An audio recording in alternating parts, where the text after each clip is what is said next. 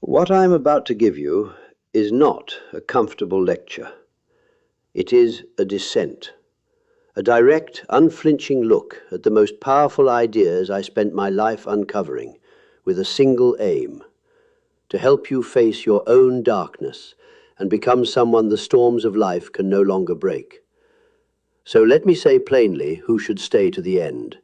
Anyone living with anxiety, with depression, with guilt, with anger or grief, or any quiet suffering that has no clear name. Anyone who already senses they are stuck, repeating the same self-destructive patterns no matter how hard they try. Anyone carrying a weight they cannot explain that presses on them every single day. You are going to understand what the shadow is and how it silently shapes your feelings, your thoughts, your impulses. You will see why so many of the emotions that overwhelm you, the outbursts, the attacks of anxiety, the sadness that arrives from nowhere, the guilt that never lifts, do not come from the world outside you, but from a conflict left unresolved within. And I will show you how to face all of it, not with shallow positive thinking, but with a real method built over more than a century of depth psychology. But understand this from the start. This is not knowledge you can absorb by watching alone. It is personal work. It will ask for courage, and yes, it will ask for discomfort. But on the far side of that discomfort lies the freedom you have been searching for. And one honest word before we begin. If your suffering is deep or will not lift, this inner work walks best beside the help of a good therapist or physician, not instead of it. I was a doctor before I was anything else, and I would never send a suffering person to face the abyss entirely alone. So, let us begin. The shadow. That was the name I gave to everything in you that you reject, repress, or simply refuse to admit is there. Picture how it forms. From your earliest years, your parents, your school, your society taught you what was acceptable and what was not. You were praised when you were sweet, polite, obedient. You were scolded or punished when you showed anger, envy, selfishness, raw sadness, the impulses they called ugly or wrong. And, like every child, you learned the lesson quickly. Certain feelings must be hidden, pushed down into a dark corner of the psyche. That is how the shadow is born. But what becomes of everything you bury? It does not die. On the contrary, it stays alive and it grows down there in the unconscious, shaping your reactions, your thoughts, your moods from below.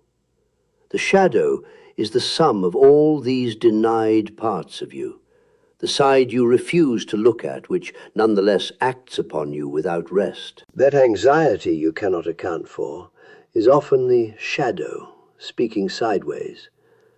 Depression, frequently a build-up of unprocessed feeling trapped in the dark. The explosive anger is the cry of a repressed part that will no longer be ignored. And self-sabotage is the shadow itself, attacking the conscious goals of the ego. Now hear me carefully, because this is misunderstood almost everywhere. The shadow is not evil.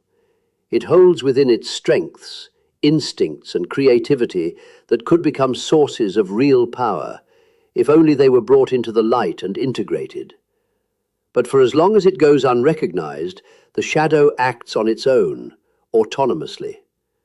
And that is why so many people live trapped inside cycles of suffering they cannot explain. Overwhelmed by emotions they did not choose, driven by impulses that wreck the very things they are trying to build. Here is the truth few have the courage to face. You are not only the polished image you have built of yourself. You are not only your light. You are also the very thing you are most afraid to admit lives in you. And the harder you run from it, the weaker you become.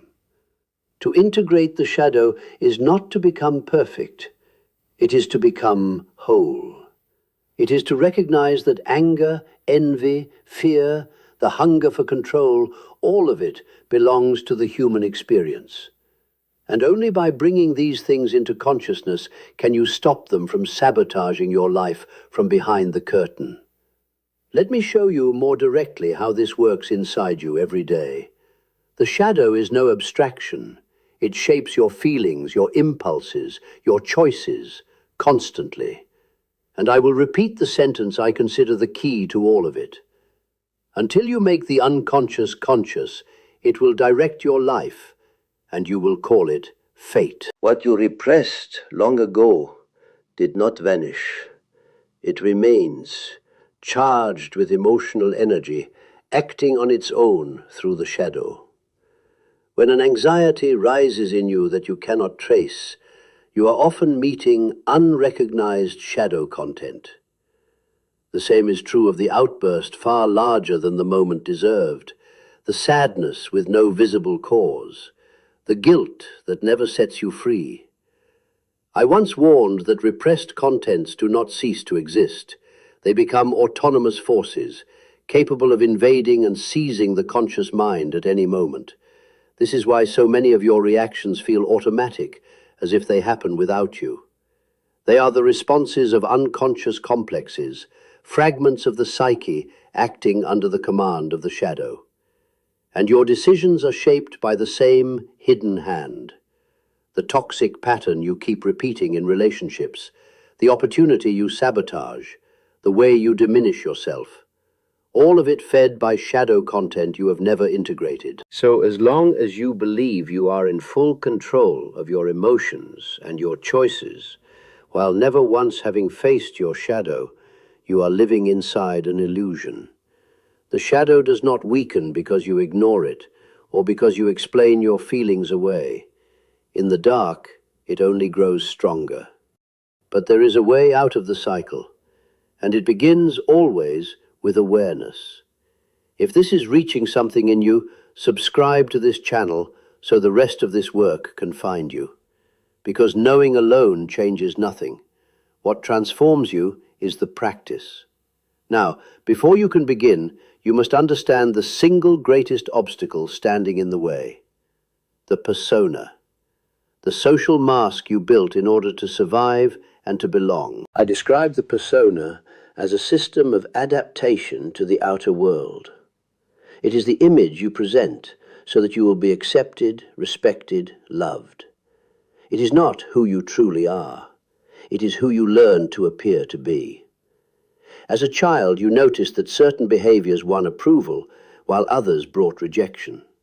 And naturally, you amplified the pleasing parts and hid the rest.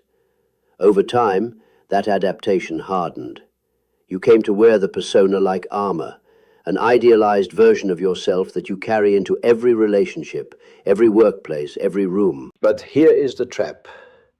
Everything you repress in order to maintain that mask is pushed straight down into the shadow. The more rigid and flawless the persona, the more psychic material piles up in the darkness. This is why the people who appear most controlled, most relentlessly positive, most impeccable in public, so often struggle in private with deep anxiety, with depression, with explosive anger, or with a suffocating emptiness. The cost of sustaining an idealized mask is immense. I once wrote that the persona is a compromise with society, but also a self-deception, because it carries us away from what we truly are. The more you believe you are your persona, the more cut off you become from your authentic self, and the more vulnerable to the shadow beneath it. This produces a constant low fatigue. You spend your energy holding up an artificial image, while the repressed parts of you demand attention. It is a game that cannot be won. The shadow will always find a way out through a physical symptom, an emotional crisis, an impulsive act. So the work begins by dismantling the mask, by recognizing fully that you are not the persona. You are a whole human being, made of light and of shadow both. And the first step toward integrating them is learning to see your shadow as it shows itself in ordinary life. I taught that the shadow reveals itself whenever we are gripped by intense and irrational emotion. It appears in impulsive reactions, in slips of behavior, and above all, in the projections we cast onto others. You do not need to descend into some cave to find your shadow. You need only watch your own daily reactions with honesty. Let me give you the patterns. Imagine you feel a sudden, disproportionate hatred for someone, perhaps at your work. Something small, a remark, a gesture, sets off a rage that even you find excessive. That is the clear mark of projection. What you are hating in that person is, in truth, a repressed part of yourself that you refuse to accept. Or imagine you find yourself looking down on people who show emotional vulnerability, calling them weak or dramatic. Look closer, and you may find that you yourself buried your own sensitivity years ago out of fear of being seen as weak. What you condemn in others is precisely what you cannot bear to recognize in yourself. The same is true of envying another's success, of crushing guilt over small mistakes, of jealousy, of chronic delay, of avoiding the confrontations you know you must face. All of these can be the shadow speaking, and it speaks in your dreams as well. The recurring dream of being chased, of losing control, of facing shadowy figures or aggressive animals, usually means repressed content is trying to surface. It speaks even in your body. Chronic tension, unexplained pain, a fatigue that will not lift, are often the price of the energy you spend keeping the shadow out of sight. So the way to recognize your shadow is honest self-observation. Ask yourself 4 questions and answer them truthfully. What irrationally bothers me in other people? What emotions take hold of me against my will? What behaviors do I feel ashamed of after they happen? And what parts of myself do I hide in order to protect my image? This takes courage. It is not comfortable to admit that you carry anger, envy, fear, even cruelty within you. But until you recognize these things, you will go on being ruled by them. Recognition, though, is only the beginning. The true transformation lives in the confrontation, and here I was always categorical. There is no way around this stage if you wish to become whole. Individuation is not won by denying the shadow, but by facing it with courage. What does it mean in practice to confront the shadow? First, to accept that the process is uncomfortable and unavoidable. You do not get to choose whether you will face your shadow. Your only choice is whether you will face it consciously or go on being manipulated by it from below.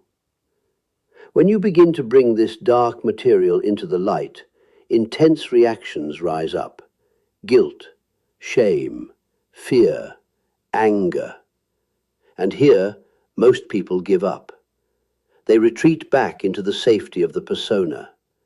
But it is exactly at this moment that the real work begins. Take an example. You realize you feel envy toward a colleague who has succeeded. Your first impulse is to deny it or to explain it away. I do not care about that. But the true confrontation is to admit, without judgment, that the envy is there, and to ask, where does this come from? What does it reveal about my own frustrated longings? Or suppose you have a chronic difficulty setting boundaries. In facing the shadow, you may discover that beneath it lies a deep fear of rejection and an old repressed anger at having been disrespected for years. To face that anger and to accept it as legitimate is part of the work. This confrontation tends to move through phases.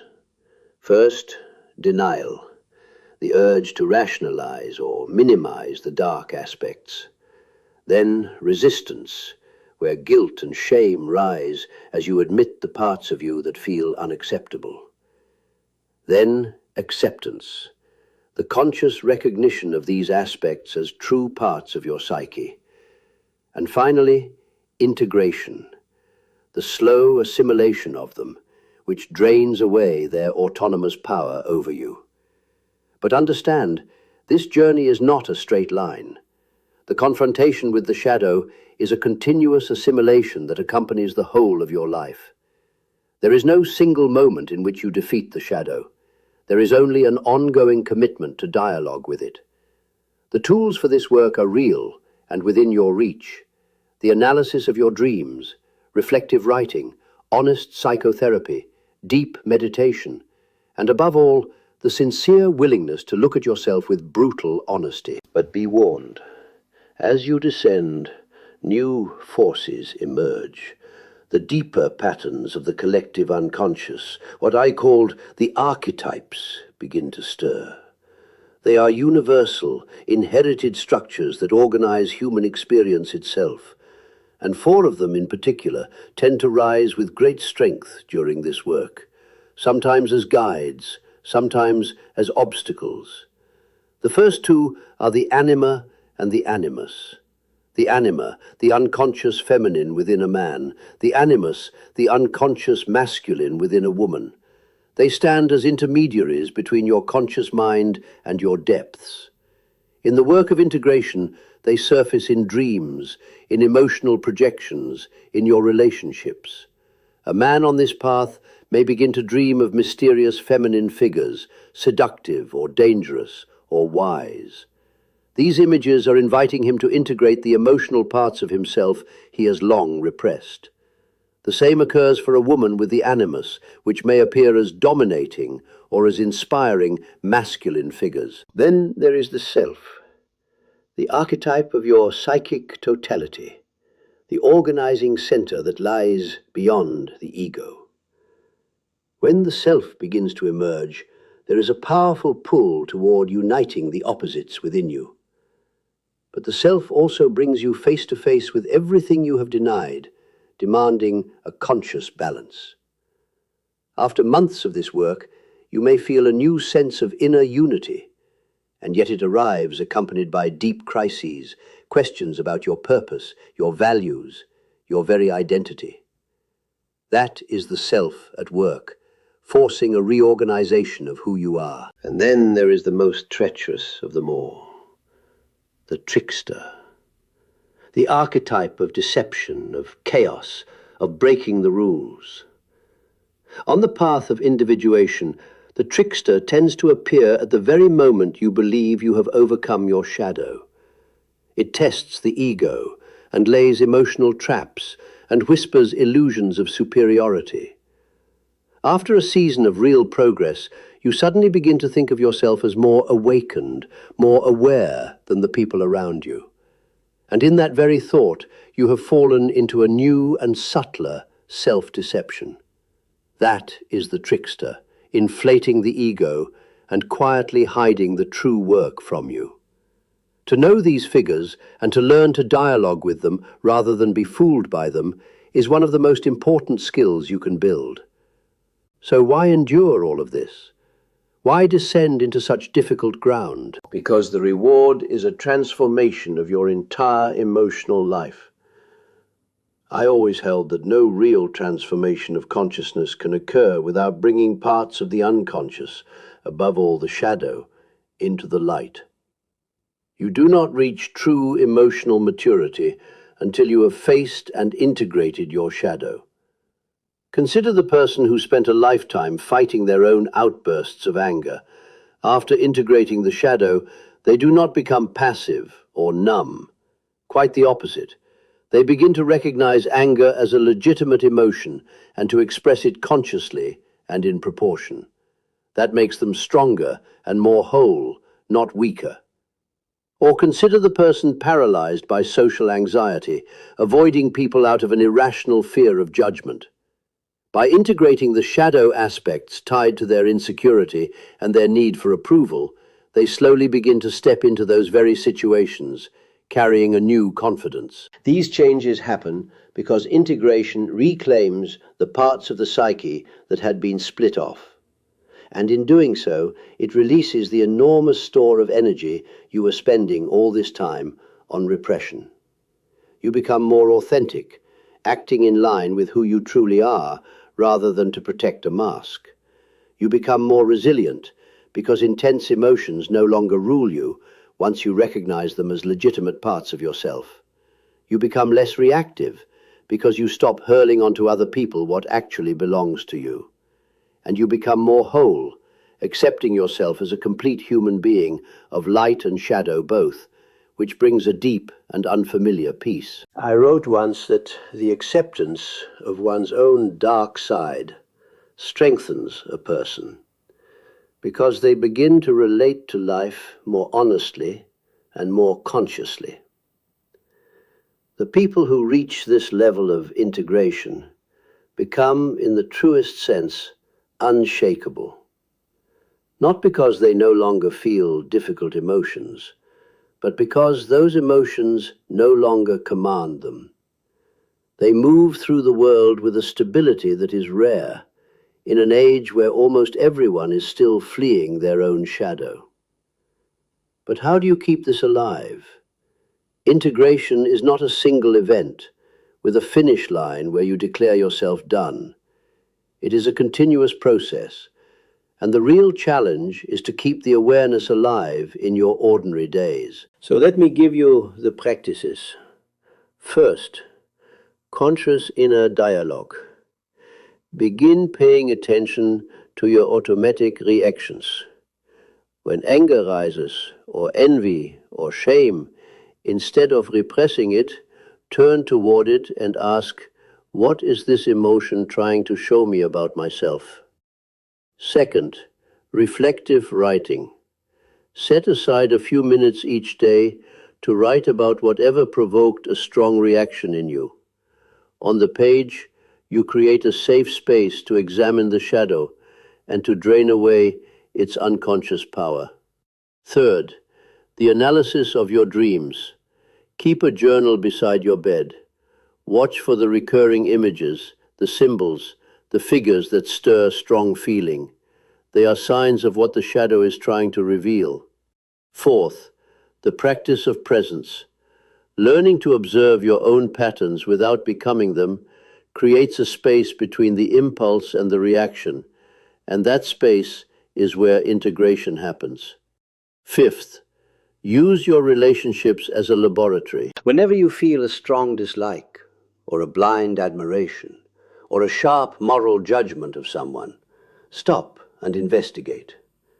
Does this reveal something I have not accepted in myself?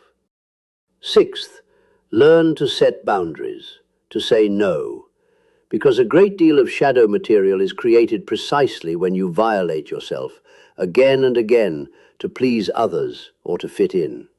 And seventh, review your mask from time to time. Ask yourself, what am I hiding behind the persona I am wearing now?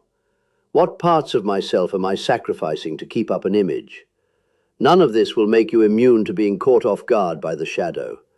But it means that when it comes, you will be ready to meet it consciously, instead of being swept away.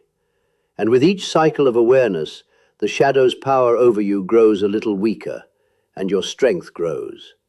But remember this, the shadow is cunning. It adapts. It finds new places to hide. The work of integration is the work of a lifetime. And so, I must tell you as plainly as I can, that mastering the shadow is a road that runs in one direction only. Once you begin to bring your darkness into the light, the emotions you avoided, the thoughts you denied, the impulses you judged unacceptable, you can no longer pretend you do not see them. The comfortable illusion that you are simply a being of light, a good person who has risen above their weaknesses, crumbles. And what stands in its place is not perfection. It is something far more powerful. The truth of a whole human being, capable of facing their own shadow, and freer precisely because of it. The function of the shadow is to compensate for the one-sidedness of the conscious mind. Its assimilation brings a balance that can be reached in no other way. Without this work, you remain divided and vulnerable to the unconscious forces that quietly sabotage your life. To ignore the shadow comes at a steep price. You may go on hiding behind your persona, projecting your fears onto others, judging what you will not accept in yourself, fleeing every uncomfortable feeling. But the cost is an ongoing suffering, the kind that thrives in the darkness of the unintegrated shadow. This is not a path for the weak. It is for those who choose to live consciously, who prefer truth over comfort, who understand that real emotional freedom becomes possible only when you accept the whole of your humanity and not merely the part you wish to show the world. The shadow does not disappear, but you can become greater than it. So I ask you to make a commitment to this work. In the comments, write a single line, "I am willing to face my shadow." Just that. To put the intention into words is itself a quiet and powerful first step. And stay for the next video. It carries the same descent further, and you will want it for the road ahead.